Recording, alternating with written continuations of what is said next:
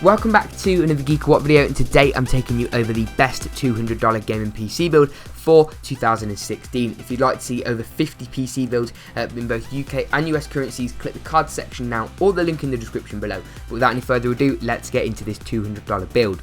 This $200 build is aimed at the 720p resolution and 45 to 60 frames per second, but is also capable of going up to 1080p 30 frames per second in some of the slightly older and slightly easier to run World of Warcraft, League of Legends, Minecraft and CSGO. And unlike other YouTubers, I'm not going to say it's capable of all the AAA titles, because it really isn't, and it is only $200, but it is ready for the AAA titles, which I will explain in a moment.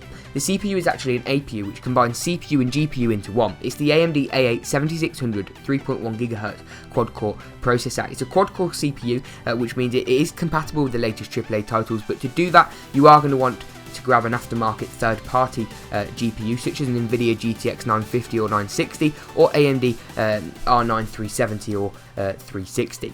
But it's a very nice, comes out the box at 3.1 GHz. It isn't overclockable, sadly, but on the stock cooler you aren't going to want to overclock it anyway, just because it's just going to reduce the longevity of the APU, and at $80 it's a really good buy.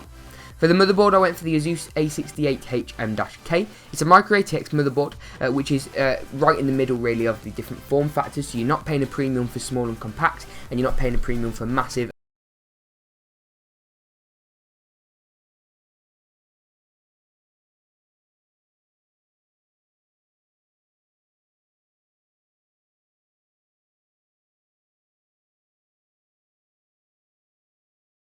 For RAM, I went for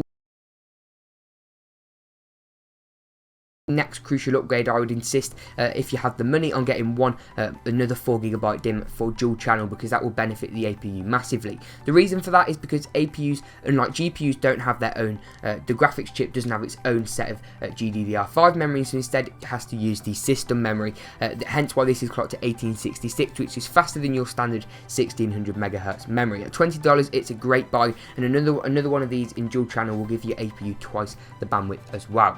For storage, I went for a Seagate Barracuda 500GB hard drive. You could also go for a Western Digital Caviar Blue 500GB hard drive, but I've had no problem with either of these drives, and this one just happens to be cheaper. Comes in at $40 and is really solid. It gives the same amount of capacity as one of the next gen consoles, as both of the next gen consoles, sorry, and you aren't going to be needing really any more than 500GB, purely because you're not going to be playing too many AAA titles on this build, which means you aren't going to be consuming a huge amount of storage. It isn't as fast as an SSD by any means, but it certainly is the best value option and is as fast as hard drives get at 7200 RPM. For the case, I went for an Apex TX381. It's a Micro ATX mid-tower case, which means that once again, you're not paying a premium for small, you're not paying a premium for large, and it comes in at $25, and it includes a 300-watt power supply.